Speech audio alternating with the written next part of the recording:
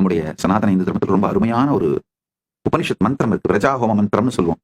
பிரஜா விபாப்மா பூயா சக்கும் ஸ்வாஹா அந்தராத்மா மே சுத்யந்தாம் விரஜா விபாப்மா பூயா சக்கும் ஸ்வாஹா.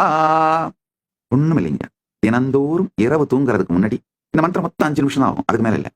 அதை அப்படியே போட்டுவிட்டு உங்களுடைய மனம், உங்களுடைய எண்ண ஓட்டங்கள், உங்களுடைய மனம் உருவாக்கி வைத்திருக்கும் பயம், துக்கம், துயரம், பேட்டன்ஸ், உங்களை கட்டுப்படுத்துகிற பேட்டன்ஸ், இது எல்லாம் இந்த பிரபஞ்சத்தின் பேரக்னியில் சமர்ப்பிக்கின்றேன்.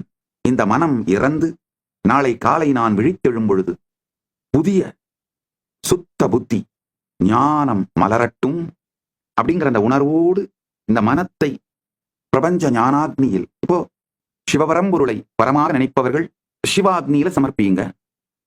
இல்ல பரந்தாமனை பரம்பொருளாக நினைப்பவர்கள் பரந்தாமனுடைய அக்னி, விஷ்ணு ஸ்வரூபமாக இருக்கின்ற அக்னியிலே சமர்ப்பியுங்கள்.